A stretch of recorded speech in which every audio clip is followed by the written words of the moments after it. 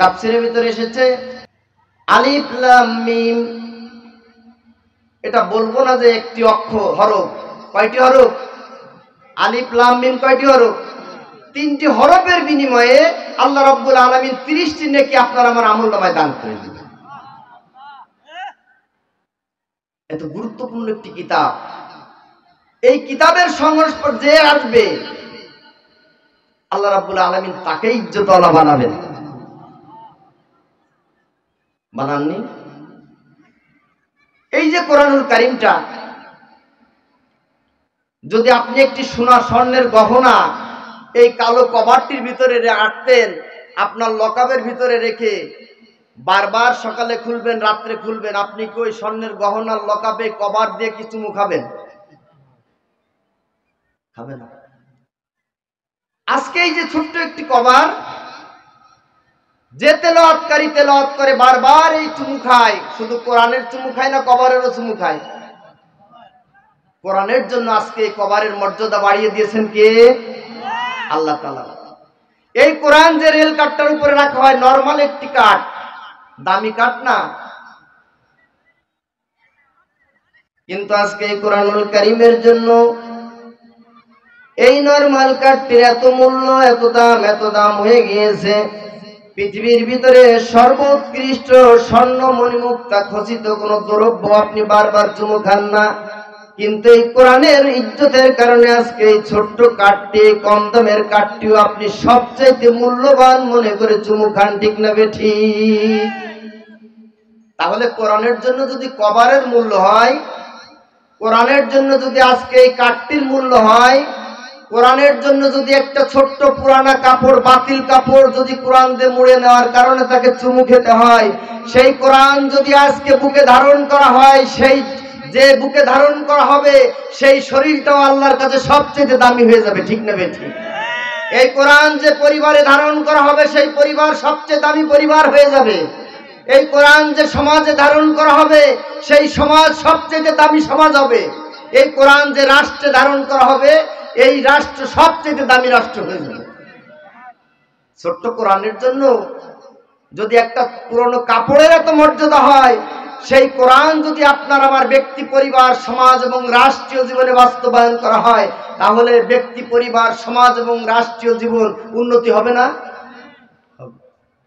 এই কোরআনটি নাজিল করেছেন কে? আল্লাহ রাব্বুল আলামিন কোরআনুল কারীমের সূরা হিজরের ভিতরে আল্লাহ জানিয়ে দিলেন, ইন্না নাহনু নাযালনা যিকরা ওয়া ইন্না লাহু লাহাফিজুন। নিশ্চয় আমি আল্লাহ এই কোরআনকে নাজিল করেছি। ও পৃথিবীর মানুষেরা শুনে নাও, এই কোরআনুল কারীম হেফাজতের দায়িত্বটা আমি আল্লাহ রাব্বুল আলামিন নিয়েছি। নাজিল করেছেন কে? হেফাজত করবেন কে? এখন যদি আপনি কোরআনের কাছে না আসেন, কোরআনের কিছু যায় আসে না? আসে। আপনি যদি কোরআন না মানেন, কোরআনের কিছু যায় আসে না। কোরআন যদি আপনি শোনেন, আপনি যদি মানেন, আপনার জন্য লাভ হবে 8টি। কয়টি? আমরা এখানে যারা এসেছি কোরআন শুনতে এসেছি না? যদি আজকে কোরআনুল কারীম যদি আজকে আমরা শোনার মানসিকতা নিয়ে বসে থাকি, বিশ্বনবী বলেছেন তাদের জন্য 8টি লাভ হবে। কয়টি লাভ? 1 নম্বর লাভ হবে ওয়াইজা কুরিয়াল কোরআন ফাসতামিউ লাহু ওয়ানসিতু লাআল্লাকুম তুরহামুন। 1 নম্বর লাভ, যদি কোরআনুল কারীমের মজলিসে বসে বসে কোরআনুল কারীম শুনে, আল্লাহ রাব্বুল আলামিন বলবেন যারা কোরআনের আয়াত হয়, তেলাওয়াত হয় আর কোরআনুল কারীম তারা শুনে ধীর মস্তিষ্কে, আমলের নিয়তে। কিসের নিয়তে? আমলের নিয়তে যদি শুনে, আমার আল্লাহ বলেন আমি ওই ব্যক্তি, পরিবার, ওই মজলিসের ভিতরে আমি আল্লাহ রাব্বুল আলামিন রহমত নাজিল করে দিই। বলেন সুবহানাল্লাহ। কি নাজিল করে? রহমত কি টাকা দিয়ে কিনা যাবে? টাকাতে কিনতে পাওয়া যায়? তাহলে এই মজলিসে কোরআনের আলোচনা হচ্ছে, রহমত নাজিল করেছেন কে? এখন আমরা রহমতের চাদরে ঘেরা আছি, সন্দেহ আছে কোনো? সবাই কিসের চাদরে ঘেরা? রহমতের চাদরে ঘেরা। যারা চায়ের দোকানে বসে আছে তারা কিসের চাদরে ঘেরা? রহমতের চাদরে। টেলিভিশনের সামনে যারা বসে আছে, ক্যারাম বোর্ডের সামনে যারা বসে আছে, যারা দূর দূরান্তে বসে আছে, তারা রহমতের চাদরের ভিতরে নাই, কিন্তু আপনি আমি রহমতের চাদরের ভিতরে আছি। এখন আপনার আমার সিকিউরিটির দায়িত্ব কে নিয়েছেন? আল্লাহ রাব্বুল আলামিন নিয়েছেন। আমার ভাইরা, আল্লাহ রাব্বুল আলামিন বলেন, যারা কোরআনুল কারীম শুনবে, এক নম্বর উপকারিতা হলো আল্লাহ রাব্বুল আলামিন তাদের উপরে রহমত এবং বরকত বর্ষণ করে দিবেন। 2 নম্বর আল্লাহ তাআলা জানিয়ে দিলেন, 2 নম্বর হলো আল্লাহ তাদের উপরে হেদায়েত নসিব করে দিবেন। টাকা আছে, পয়সা আছে, গাড়ি আছে, বাড়ি আছে, কোটি কোটি টাকা মালিক, অগাধ সম্পত্তির মালিক, কিন্তু হেদায়েত ভাগ্যে নসিব হয়নি। ঠিক না বেঠিক? ফেরাউনের সম্পত্তি কম ছিল, হেদায়েত পাইছে। আবু জেহেলের সম্পদ কম ছিল, হেদায়েত পাইছে। নমরুদের সম্পদ কম ছিল, হেদায়েত পাইছে। সুতরাং আবু জেহেলের সম্পদ ছিল বেশি, মুহাম্মাদের সম্পদ ছিল কম। আবু জেহেল হেদায়েত পায়নি, আল্লাহ রাব্বুল আলামিন হেদায়েত দিয়েছেন কাকে?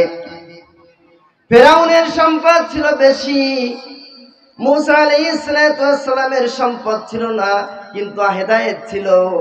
আল্লাহ রাব্বুল আলামিন বলেন, সম্পদ যতই থাকুক আমি আল্লাহর কাছে সম্পদের কোনো মূল্য নাই, আমি আল্লাহর কাছে মূল্য হলো হেদায়েতের। বলেন ঠিক না বেঠিক? সুতরাং যদি আজকে যারা মনোযোগ দিয়ে কোরআন শুনবে, কোরআনকে ভালোবাসবে, কোরআনকে মহব্বত করবে, আমার আল্লাহ জানিয়ে দিলেন 2 নম্বর, আমি আল্লাহ রাব্বুল আলামিন তাদেরকে সরল এবং সঠিক পথের রাস্তা আমি আল্লাহ দেখিয়ে দেব। বলেন সুবহানাল্লাহ। কি দেখাই দিবেন? সরল এবং সঠিক পথের রাস্তা দেখিয়ে দিবেন কে? তাহলে আমরা আজকে আশাবাদী না? আমরা কি আশাবাদী? আমরা আশাবাদী। যদি কোরআন শুনতে পারি আমলের নিয়তে, হেদায়েত দিবেন কে? আল্লাহ হেদায়েত। নাম্বার 3, আল্লাহ রাব্বুল আলামিন জানিয়ে দিলেন, যখন মুমিন বান্দা কোরআনুল কারীম শুনে, মানুষের খাদ্য দরকার হয় 2টা বস্তুর। কয়টা বস্তু? কয়টা বস্তু? 2টা বস্তুর খাদ্য দরকার হয়।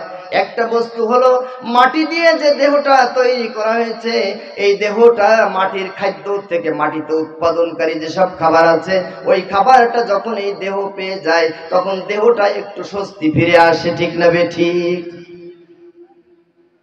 আচ্ছা, আমরা ভাত, মাংস যা কিছু খাই না কেন কিসের তৈরি? মাটির তৈরি। কিসের? দেহটা কিসের তৈরি? কষ্ট হচ্ছে আপনাদের বুঝতে? দেহটা কিসের তৈরি? এই জমিনে ফসল উৎপাদন হয়, সব কিসের তৈরি? মাটির তৈরি। মাটির তৈরি ফসল আপনার দেহকে যখন দেন, দেহটাও মাটির তৈরি, তখন আপনার দেহটাই স্বস্তি পায়। সারাদিন ক্ষুধা লেগেছে, পরিশ্রম করেছেন, কষ্ট করেছেন, রোজা রেখেছেন, পেটটা ক্ষুধার যন্ত্রণায় কাতর হয়ে গেছে, তৃষ্ণায় বুকটা ছটফট করে। কারণ মাটির দেহটা যতক্ষণ পর্যন্ত মাটির খাবার না পাবে, ততক্ষণ পর্যন্ত মাটির দেহটা স্বস্তি পাবে না।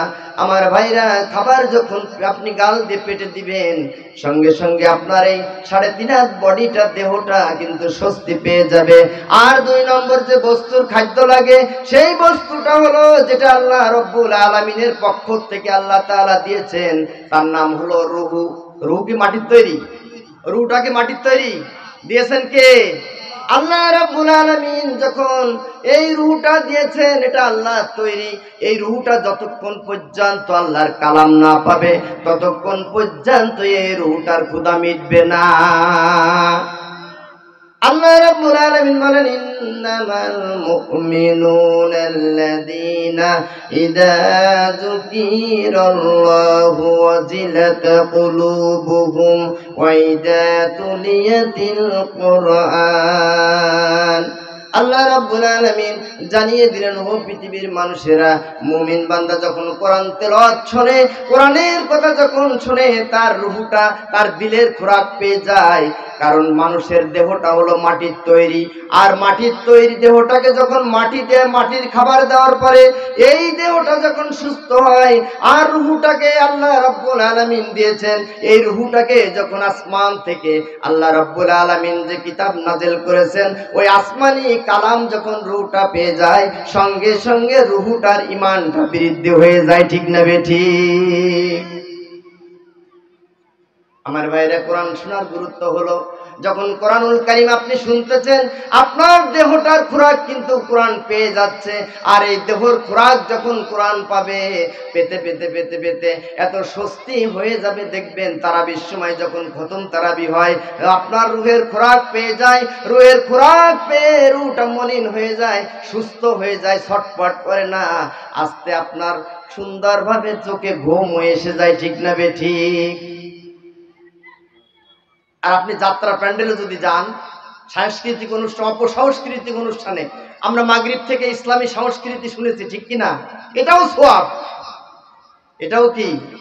আজকে অপসংস্কৃতির বিরুদ্ধে এই জমিন থেকে পশ্চিমা বিশ্বের অসভ্য সংস্কৃতি যদি দূর করতে হয়, ইসলামী সংস্কৃতি ছাড়া আর কোনো বিকল্প পথ নাই।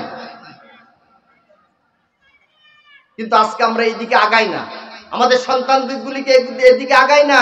যে সঙ্গীত পড়লে আমার আল্লাহ সন্তুষ্ট হয়, যে সঙ্গীত পড়লে আমার রাসূল সন্তুষ্ট হয়, যে সঙ্গীতের মাধ্যমে বাংলার জমিনে ইসলাম কায়েম হবে, এই সঙ্গীত আমাদের ভালো লাগে না।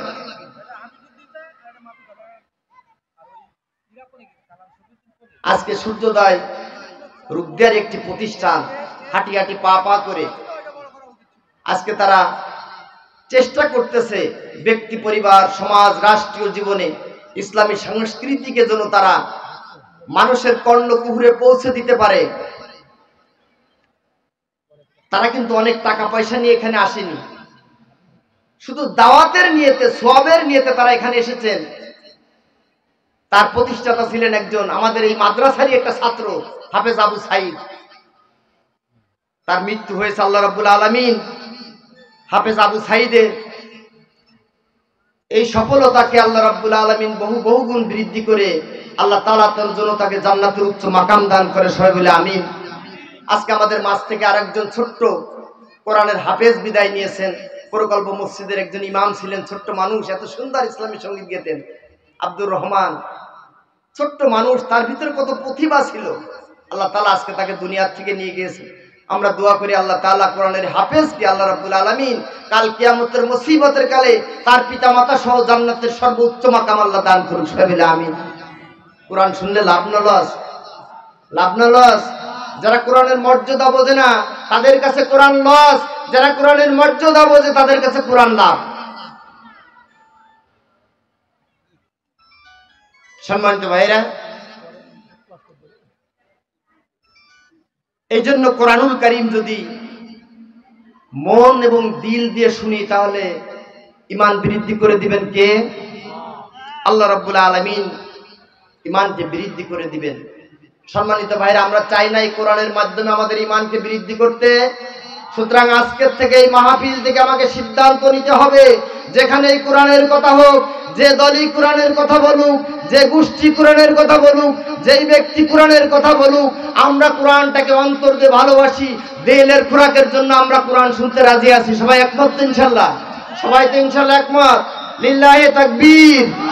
আল কোরআনের আলো, আল কোরআনের আলো। সম্মানিত ভাইরা, আল্লাহ রাব্বুল আলামিন জানিয়ে দিলেন কোরআনুল কারীম শোনার 4 নম্বর যে উপকারিতা, আল্লাহ তাআলা বললেন এই কোরআনুল কারীমের মাধ্যমে ব্যক্তি, পরিবার, সমাজ এবং রাষ্ট্রীয় জীবনে সত্য এবং মিথ্যাকে পার্থক্য করার মানদণ্ড হলো একমাত্র কোরআনুল কারীম। হুদাল লিন্নাস ওয়া বাইয়িনাতিম মিনাল হুদা ওয়াল ফুরকান। আল্লাহ বলতেছেন গোটা পৃথিবীর মানুষের হেদায়েতের জন্য আমি কোরআনকে নাযিল করেছি, যেন এই কোরআন দিয়ে তারা ব্যক্তি, পরিবার, সমাজ এবং রাষ্ট্রীয় জীবনে হক এবং বাতিলকে, সত্য এবং মিথ্যাকে তারা পার্থক্য করতে পারে। কথাকার কথাকার কোরআন ছাড়া আপনি হক এবং বাতিলকে পার্থক্য করতে পারবেন না। পারবেন? কোরআন ছাড়া পারা যাবে না। কারণ কোরআন হলো মানব জাতির জন্য মুক্তির পয়গমের নাম হলো কোরআন। এখানে কোনো দল নাই, মত নাই, গোষ্ঠী নাই, দল নাই, কিছুই নাই, ঠিক কিনা? আমরা যারা এখানে এসেছি বিভিন্ন দল মতের লোক আছি না? কোরআন যে আল্লাহর কিতাব, এর বিরুদ্ধে কি কেউ আছি? আছে কেউ? কেউ নেই। সুতরাং এই কোরআনটাকে আমরা মন দিয়ে প্রাণ দিয়ে কোরআনকে ভালোবাসবো। যদি কোরআন ভালোবাসতে পারি, এই কোরআন থেকে আমরা আমাদের ব্যক্তি, পরিবার, সমাজ এবং রাষ্ট্রীয় জীবনের হক এবং বাতিলকে পার্থক্য করতে পারবো। বলেন ঠিক কিনা? আল্লাহ রাব্বুল আলামিন 5 নম্বর উপকারিতার কথা আল্লাহ তাআলা জানিয়ে দিলেন। কোরআনের মাধ্যমে তুমি জ্ঞান অর্জন করতে পারবে। আল্লাহ জানিয়ে দিলেন আর রহমান আল্লামাল কোরআন খলাকাল ইনসানা আল্লামাহুল বায়ান। তিনি রহমান, আমাদেরকে কোরআন শিক্ষা দিয়েছেন। মানুষ সৃষ্টি করেছেন, তাকে কথা বলার যোগ্যতা দিয়েছেন। কে দিয়েছেন? আল্লাহ। তাহলে মানুষ আগে না কোরআন আগে? মানুষ আগে সৃষ্টি না কোরআন আগে সৃষ্টি?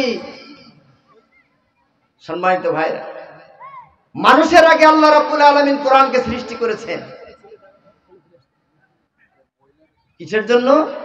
এই কোরআনের মাধ্যমে যেন মানুষ সঠিক জ্ঞান পায়। পৃথিবীর কোন কিতাবের ভিতরে আপনি সঠিক জ্ঞান খুঁজে পাবেন না একমাত্র কোরআন ছাড়া। সম্মানিত ভাইরা, আমরা সবাই একটু জিকির করি লা ইলাহা ইল্লাল্লাহ, লা ইলাহা। আমার ভাইরা সবাই একটু ফাঁকা না রেখে আমরা সামনের দিকে আগায় সবাই চলে আসি। সামনের দিকে একটু আগায় চলে আসি। অনেক ফাঁকা জায়গা ভিতরে আছে, এই ফাঁকা জায়গাগুলো পূরণ করে আমরা সামনের দিকে সবাই আগে চলে আসি। সামনের জায়গা আমরা ফাঁকা রাখবো না, যেখানে ফাঁকা রাখবো সেখানে শয়তান প্রবেশ করবে। এই জন্য আমরা কোরআনের মজলিস সবাই একটু আগায় চলে আসি আর জিকির করি লা ইলাহা লা ইলাহা লা ইলাহা ইল্লাল্লাহ, লা ইলাহা লা ইলাহা।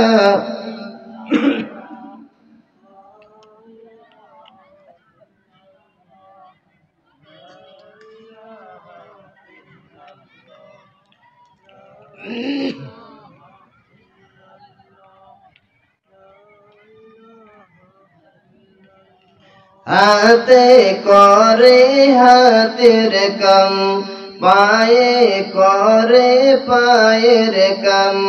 মুমিন মুসলমান জপে যে শুধু, জপে শুধু সেই আল্লাহর নাম। লা ইলাহা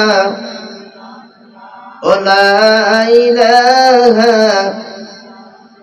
লা ইলাহা ইল্লাল্লাহ, লা ইলাহা লা ইলাহা ইল্লাল্লাহ মুহাম্মাদুর রাসূলুল্লাহ। আমার ভাইরা, আমি আপনাদের সামনে বলছিলাম কোরআনুল কারীম শোনার যে উপকারিতাগুলি আছে, আজকে আমাদের কোরআন ভালো লাগে না, কোরআন শুনতে মনে চাই না। যদি কোরআনুল কারীম আমরা ভক্তি সহকারে শুনে থাকি, আল্লাহ নবী জানিয়ে দিলেন 8টি উপকার হবে। আমি 5টি উপকারের কথা বলেছি। 5 নম্বর উপকার হলো এই কোরআনুল কারীম আপনাকে সঠিক জ্ঞান দিবেন। আপনি যত ল করেন, ডক্টরেট করেন, পৃথিবীর সর্বোচ্চ বিশ্ববিদ্যালয় থেকে যদি জ্ঞান অর্জন করেন, আর আপনার ভিতরে যদি আমার কোরআন না থাকে, আমি আল্লাহ রাব্বুল আলামিনের কাছে আপনার বিন্দু মাত্র কোনো মূল্য নাই। ঠিক না বেঠিক? মক্কা নগরীতে বিশ্ব নবী যে সমাজে জন্মগ্রহণ করেছিলেন, ওই সমাজের পণ্ডিত ছিলেন আবু জেহেল। আবু জেহেলের নাম ছিল আবুল হাকাম। শুধু জ্ঞানী বলা হতো না, আবুল হাকাম বলা হতো, জ্ঞানীর পিতা। তার ভিতরে এত জ্ঞান ছিল, এত প্রতিভা ছিল, তাকে মক্কার মানুষগুলি জ্ঞানীর পিতা বলতো। কিন্তু ওই আবু জেহেল কোরআনের বন্ধু ছিল না শত্রু ছিল? বন্ধু না শত্রু? এই শত্রুতার কারণে কোরআনুল কারীম আবু জেহেল চাইনি জমিনে প্রতিষ্ঠিত হোক, কোরআন এই সমাজে প্রতিষ্ঠিত হোক, কোরআন কোনো মানুষের কাছে প্রচার হোক, এটা আবু জেহেল চাইনি। কিন্তু তার যথেষ্ট জ্ঞান ছিল। আমার নবী তার সার্টিফিকেট দিয়ে দিলেন, আবু জাহাল, তোমার ভিতরে যেহেতু কোরআনের জ্ঞান নাই, সুতরাং তুমি জ্ঞানীর পিতা হতে পারো না। যার ভিতরে কোরআনের জ্ঞান নাই, যত বড় শিক্ষিত হোক না কেন, আমার আল্লাহ জানিয়ে দিলেন ওই ব্যক্তি জ্ঞানী হতে পারে না। আবু জেহেল, আজকের থেকে তোমার নাম তোমার নাম হলো মূর্খের পিতা, তুমি কিন্তু জ্ঞানীর পিতা না। আমার ভাইরা বলুন তো, ওই আবু জেহেলের উত্তরসূরিরা আজ ওই জমিনে বড় বড় ডিগ্রি নিয়ে ডক্টরেট করে করে আজকে তারাও একই সেই রসুলের উত্তরসূরিদের এই কিতাবের উপরে আঘাত করতেছে। সুতরাং আমরা জানিয়ে দিতে চাই, যত বড় শিক্ষিত হোক, যত ডক্টরেট থাকুক না কেন, তোমার ভিতরে যদি কোরআনের জ্ঞান না থাকে, তুমি যেই সমাজে হয়তোবা ক্ষমতার জোরে, লাঠির জোরে, অস্ত্রের জোরে হয়তো তোমার জ্ঞানকে তুমি বিচারণ করতে পারো, আমি আল্লাহ রব্বুল আলামিনের কাছে তোমার বিন্দুমাত্র কোনো জ্ঞান নাই, ঠিক কিনা? সুতরাং আজকের থেকে সিদ্ধান্ত নিতে হবে, যত শিক্ষিত হই না কেন, সর্বপ্রথম আমাকে যে শিক্ষায় শিক্ষিত হতে হবে সেটা হলো আল কোরআন, ঠিক না ঠিক? রাজি আছি তো সবাই ইনশাল্লাহ? সামনে রমজানুল মুবারক, আগামীকাল রজনীটা হলো লাইলাতুল বারাতের রজনী, ঠিক না ঠিক? আজকে লাইলাতুল বারাত নিয়ে আমাদের অনেক মন্তব্য, অনেক প্রতিভা, অনেক মতভেদ আছে, অনেক কিছু আছে। এখন আস্তে আস্তে এগুলো উঠে গেছে, ঠিক না ঠিক? উঠে গেছে। উঠে যাওয়ার কারণ হলো আসল জিনিসটা যখন ধামাচাপা পড়ে গেছে, তখন নকল জিনিসে ছেয়ে গেছে, আর এর কারণে এগুলি উঠে গেছে। লাইলাতুল বারাতের মর্যাদা আছে, যেটাকে লাইলুম মিনাল নিসফুস শাবান বলা হয়। 15 শাবানের 15 রজনী আল্লাহর কাছে অনেক মূল্যবান।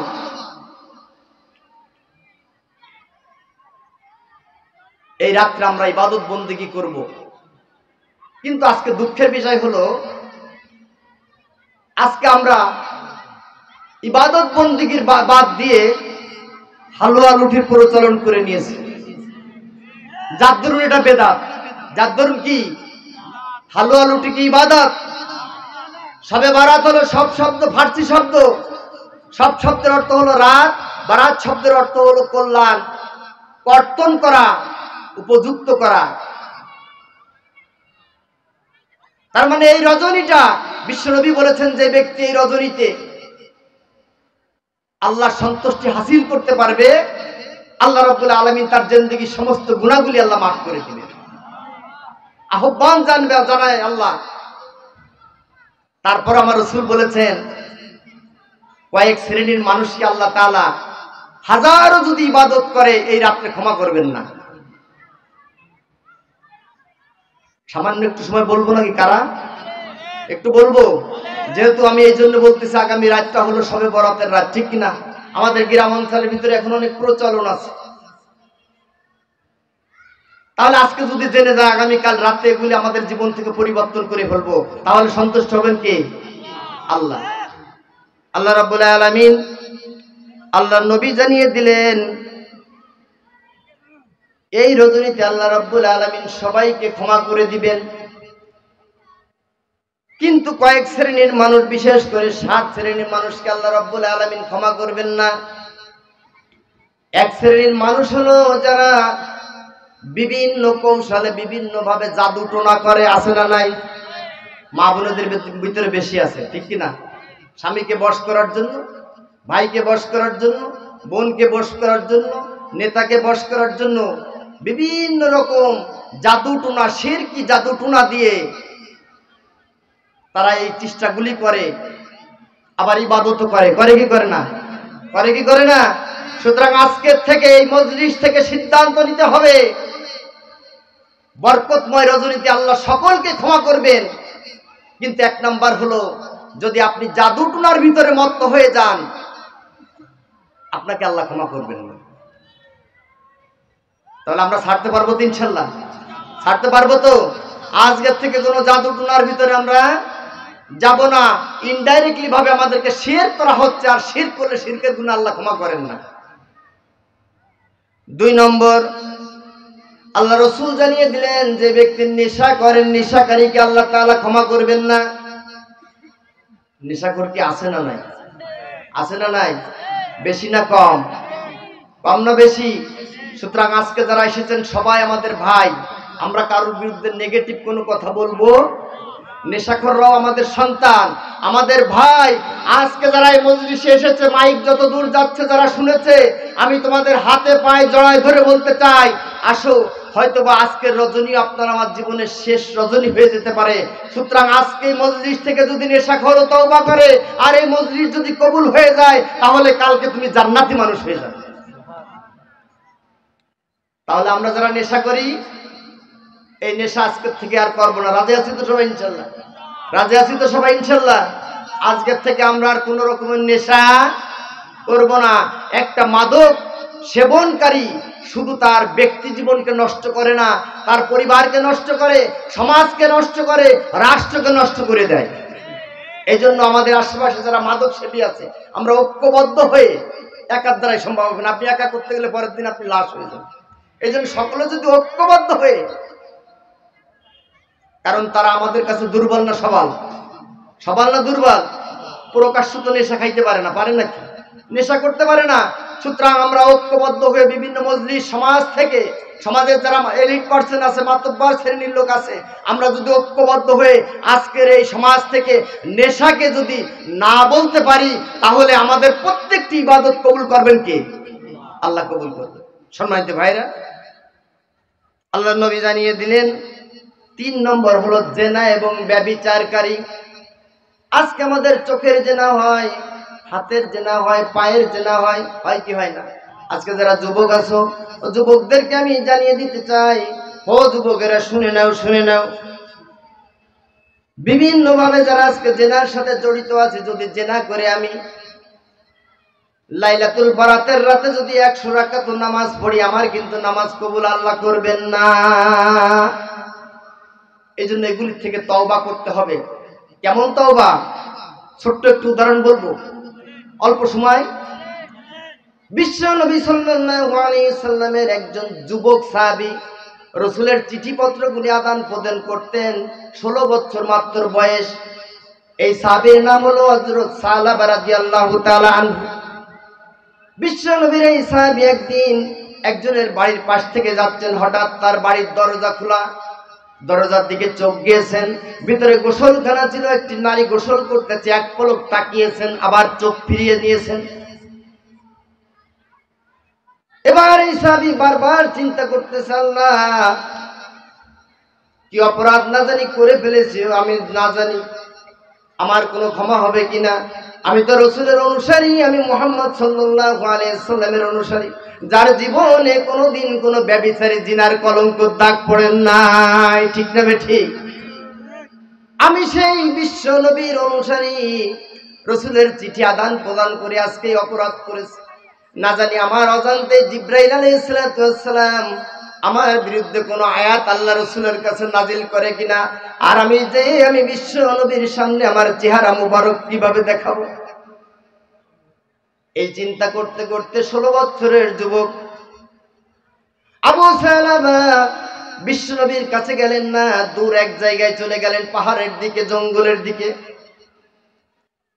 জঙ্গলে যেয়ে ক্রন্দন করতে করতে সারাটি রাত গুহার ভিতরে থাকে, কান্দে, আবার বের হয়, আবার কাঁদে, কাঁদতে কাঁদতে প্রায় মৃত্যু প্রায় অবস্থা হয়ে গেছে। বিশ্ব নবী খোঁজে, আবু সালাবা কই? সাহাবীরা কেউ বলতে পারে না।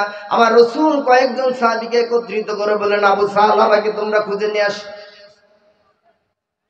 বিশ্ব নবীর সাহাবীরা খুঁজতে বের হলেন, মদিনার দিকে খুঁজতে খুঁজতে এক পাহাড়ের জঙ্গলের কাছে গেলেন। দেখে কিছু লোক বকরি চড়াচ্ছে, মেষ চড়াচ্ছে। তাদের ডাকা হলো, রাখালেরা রে, ও রাখালেরা, এই পথ দিয়ে কোনো যুবককে দেখেছো কিনা? বলে না, দেখি নাই। বলে কোনো পাগল দেখেছো কিনা? বলে দেখি নাই, তবে একজন পাগল দেখেছি। ওই পাগলটা যখন সন্ধ্যা হয় তখন গুহার ভিতর থেকে বের হয়, আর সারাদিন শুধু কাঁদে আর কাঁদে, কাঁদে আর কাঁদে, মৃত্যু প্রায় অবস্থা। আমরা না পেরে বকরির এক গ্লাস দুধ দিই তাকে, আর দুধ খাওয়ার সময়ও তার চোখের পানি দুধের ভিতরে পড়ে, ওই অবস্থায় কাঁদতে থাকে। বিশ্ব নবীর সাহাবীরা বলল, রাখাল রে, আমাদের আর বুঝতে বাকি নাই, এই পাগলই হলো আবু সালাবা রাদিয়াল্লাহু তাআলা আনহু। অপেক্ষা করলো। আবার আবু সালাবা যখন বের হলো, বিশ্বনবীর সাহাবীরা যে বলল, আবু সালাবা, বিশ্বনবী তোমাকে যেতে বলেছে। আবু সালাবা লজ্জাতে রাসূলের কাছে আসবেন না, শুধু কাঁদতেছেন আর কাঁদতেছেন। বিশ্বনবীর সাহাবীরা জোর করে আবু সালাবা রাদিয়াল্লাহু তাআলা আনহুকে রাসূলের কাছে নিয়ে আসলেন। বিশ্বনবী সাল্লাল্লাহু আলাইহি ওয়াসাল্লাম আনার পরে আবু সালাবার মাথাটা রাসূলের কোলের ভিতরে নিয়ে মাথায় হাত বুলাইতে লাগলেন। বারবার আবু সালাবা মাথাটা টান দেয়, আবার টান দেয়, ইয়া রাসূলুল্লাহ, আমায় অপরাধী মানুষ, আপনি পবিত্র মানুষ, আমার এই মাথাটা আপনার এই বুকের ভিতরে নিয়েন না। আপনি পবিত্র মানুষ, আপনাকে সৃষ্টি না করলে এই পৃথিবী আল্লাহ রাব্বুল আলামিন সৃষ্টি করতো না। আমি নাপাক, আমি গুনাহগার মানুষ, ইয়া রাসূলুল্লাহ, আমার এই মাথাটা আপনার কোলের ভিতরে নিয়েন না। তারপর আমার রাসূল বারবার মাথাটি কোলের ভিতরে নেয়, আবার হাত বুলায়। আবু সালামা বলল, ইয়া রাসূলুল্লাহ, ইয়া হাবিবাল্লাহ, আমার প্রত্যেকটি হাড়ের শিরার ভিতরে কেমন যেন শিরশির করতেছে, রাসূলের আর বুঝতে বাকি নাই। রাসূল বললেন, আবু সালামা, তুমি প্রস্তুত হয়ে যাও, তুমি কলেমা পড়ে নাও, তওবা করে নাও, আজরাইল আলাইহিস সালাতু ওয়াস সালাম তোমার কাছে এসে গেছে। কিছুক্ষণ পর আবু সালামা ইন্তেকাল করলেন। বিশ্ব নবী আবু সালামা গোসলের ব্যবস্থা করলেন, কাফন পরাইয়া দিলেন, কবরের দিকে নিয়ে যাবে। সাহাবীরা খাটিয়াটা কাঁধে নিয়েছেন, কিন্তু বিশ্ব নবী সাবধানে পা ফেলছেন, বুড়ো আঙ্গুলের পরে দিয়ে দিয়ে হাঁটতেছেন। ওমর রাদিয়াল্লাহু তাআলা বললেন, ইয়া রাসূলুল্লাহ, ইয়া হাবিবাল্লাহ, এই রাস্তা তো অনেক প্রসারিত রাস্তা, আপনি কেন পায়ে এভাবে হাঁটতেছেন? আল্লাহর নবী বললেন, ও ওমর, তুমি জানো না আজকে যে ব্যক্তির লাশটি তুমি কাঁধে নিয়েছো, এই ব্যক্তির তওবাকে, এই চোখের পানিকে আল্লাহ রাব্বুল আলামিন এত পছন্দ করেছেন, সমস্ত রাস্তা দিয়ে এত পরিমাণে আল্লাহ ফেরেশতায় জানাজায় দিয়েছেন, পা দেওয়ার মতো জায়গা আমি রাসূল খুঁজে পাই না। এত পছন্দনীয় হয়েছে। আজকে যুবক যারা আছে, যদি এই ব্যভিচার এবং অশ্লীল কাজ থেকে যদি দূরে থাকে, রাতের অন্ধকারে আজকে তওবা করে আগামীকাল নিসফু শাবান, 15 শাবানের রজনীতে তাহাজ্জুদ পড়ে পড়ে আল্লাহর কাছে চোখের পানি ফেলতে পারি, আল্লাহ তাআলা হয়তো আবু সালাবের মতো ওই কাতারে হয়তো আমাকেও শামিল করে দিতে পারেন। ঠিক না বেঠিক? আমার বন্ধুগণ, আমার ভাইরা, আমি যে কথা বলতেছিলাম, লাইলাতুল বারাতের নিসফু শাবানের রাতে আল্লাহ রাব্বুল আলামিন যাদেরকে ক্ষমা করবেন না, তার ভিতরে 4 নাম্বার হলো আত্মীয়তার সম্পর্ক ছিন্নকারী। টাকাওয়ালা হয়ে গেছে, পয়সাওয়ালা হয়ে গেছে, ধনী হয়ে গেছে, আপনজনেরা গরিব, তাই তার দিকে ফিরে তাকায় না। আছে না নাই? আছে না নাই? অহংকার অহমিকা বেড়ে গেছে, পরিচয় দিতে চায় না, আত্মীয়তার ছিন্ন করে। আমার আল্লাহ জানিয়ে দিলেন, তুমি জানো না তোমার এই সম্পদ আমি আল্লাহ রাব্বুল আলামিন মুহূর্তের ভিতরে সিজ করে নিতে পারি। পারে কি পারে না? পারে কি পারে না? ইজ্জত দেওয়ার মালিককে, ছিনিয়ে নেওয়ার মালিককে। সকালবেলা যার অস্ত্রের ঝলকানি, যার ক্ষমতার ঝলকানিতে সমস্ত দেশটা একাকার হয়ে গেছে, আর রাত্রে বেলা আর তাকে কেউ সালামও দেয় না। ঠিক না বেঠিক? পারিতে পারে না। এই জন্য সম্পদ হয়েছে বলে আত্মীয়তার সম্পর্ক ছিন্ন করবে, এটা করা যাবে না। আজকের থেকে যারা আত্মীয়তার সম্পর্ক ছিন্নকারী আছি, আজকের থেকে তওবা করব, সিদ্ধান্ত নিব, আগামীকাল রাতে চোখের পানি ফেলে ফেলে আল্লাহর কাছে আমার এই গুনার জন্য আমি আল্লাহর কাছে ক্ষমা চাই। আল্লাহ তাআলা আমার এই তওবাকে কবুল করে নেবেন। 5 নম্বর, পিতামাতার অবাধ্য সন্তান বেশি না কম? এই সমাজে বেশি না কম? পিতামাতার অবাধ্য সন্তান বেশি না কম? যারা পিতামাতার অবাধ্য সন্তান, তুমি মনে করো না পিতামাতার সাথে বিয়াদবি করে তুমি হজ করে এসেছো, যাকাত দাও, ফিতরা দাও, টাকা দাও, পয়সা দাও, মসজিদ করো, মাদ্রাসা করো, আমার আল্লাহ বলতেছেন তোমার পিতামাতার সাথে বিয়াদবি করে তোমার কোনো ইবাদত আমি আল্লাহ কবুল করব না। যারা অবাধ্য সন্তান, আগামীকাল নিসফু শাবানের রজনীতে আল্লাহ তাদেরকে ক্ষমা করবেন না। সুতরাং যারা পিতামাতার সাথে বিয়াদবি করেছে, আমার যুবক ভাইয়েরা, আমার সন্তান সমতুল্য যারা এখানে আসি, আমরা আজ রাত্রে পিতামাতার পায়ে ধরে মাপ চেয়ে নিব। পারবো না? ইনশাআল্লাহ সবাই পারবো না? আমরা চেষ্টা করব। কারণ পৃথিবীর ভিতরে যাদের পিতামাতা বেঁচে আছে, আল্লাহ নবী বলেছেন, এক হয় তোমার জন্য জান্নাত অথবা জাহান্নাম। যদি তুমি তাদের সেবা শুশ্রূষা করতে পারো, এহসান করতে পারো, তোমার জন্য জান্নাত। আমার রাসূল বলেছেন যদি একবার তুমি নেক নজরে পিতামাতার দিকে তাকাও, একটা কবুল হজের সওয়াব আল্লাহ তাআলা তোমার আমলনামায় দান করবে। বিশ্বনবী সাহাবী বলেন, ইয়া রাসূলুল্লাহ, ইয়া হাবিবাল্লাহ, যদি আমি আমার পিতামাতার দিকে 100 বার নেক নজরে তাকাই, আমার নবী বললেন 100টি কবুল হজের সওয়াব তোমার আমলনামায় দান করে দেওয়া হবে। বিশ্বনবীর একজন সাহাবী, বদরের সাহাবী, বদরের সাহাবীদেরকে আল্লাহ জান্নাতের সুসংবাদ দিয়েছেন। আমার ভাইরা, ওই বদরের সাহাবী আলকামা রাদিয়াল্লাহু তাআলা আনহু, বিশ্বনবী যখন মুমূর্ষু অবস্থা সাহাবীদের পাঠিয়ে দিলেন তাকে যে কলেমা পড়িয়ে আসো, কলেমা পড়ানোর জন্য গেল, বারবার কলেমা পড়াই কিন্তু জবান দিয়ে কলেমা বের হয় না। রাসূলকে বললেন, ইয়া রাসূলুল্লাহ, ইয়া হাবিবাল্লাহ। আলকামা রাদিয়াল্লাহু তাআলা জবান দিয়ে কলমা বের হয় না। সাহাবীদেরকে রাসূল বললেন, যাও তার মায়ের কাছে যাও, হয়তোবা মায়ের সাথে বিয়াদবি করেছে, যার দরুন তার এই কলেমা জবান দিয়ে বের হচ্ছে না। বদরের সাহাবী যে সত্যতা প্রমাণ পেল, রাসূলকে বলা হলো, বিশ্বনবী বললেন লাকড়ি জোগাড় করো, আগুনের কুণ্ডলী তৈরি করো, আর আলকামাকে ওই কুণ্ডলীর ভিতরে দিয়ে জ্বালিয়ে পুড়িয়ে ছারখার করে দাও। যতই হোক মায়ের মন তো, ঠিক না বেঠিক? সাহাবীরা যখন লাকড়ি জোগাড় করে আগুনের কুণ্ডলী তৈরি করতে গেল, মা দৌড়ে চলে আসলেন। কি করবে বলে, তোমার সন্তানকে রাসূল আদেশ দিয়েছেন এই সন্তানকে জ্বালিয়ে পুড়িয়ে ছারখার করে দেবো, মায়ের সাথে বেয়াদবি করেছে। মা চোখের পানি টপ টপ করে ফেলে বলল, ও সাহাবীরা, রাসূলকে বলে দাও আমি আমার সন্তানকে মাফ করে দিয়েছি, আমার সন্তানকে যেন আগুনে না পুড়িয়ে দেওয়া হয়। মা মাফ করার পরে তার জবান থেকে কলেমা বের হয়। এই জন্য সন্তান যারা আছো, আমি অনুরোধ করে বলবো, বৃদ্ধ পিতামাতা যাদের আছে, খবরদার খবরদার। আল্লাহ রাব্বুল আলামিন জানি উফিন শব্দ ব্যবহার করেছে, তোমার এমন আচরণ যে আচরণে শুধু অন্তর থেকে উ শব্দ বের করেছে, তোমার সবকিছু বরবাদ হয়ে যাবে। আজকে যাদের পিতামাতা বেঁচে আছে, আজকের থেকে আমরা আমাদের পিতামাতার সাথে আর খারাপ আচরণ করব না, ঠিক আছে? আমার সময় সংক্ষেপ। 6 নম্বর হলো গীবতকারী, 7 নম্বর হলো দান করার ক্ষেত্রে যে ব্যক্তি কৃপণতা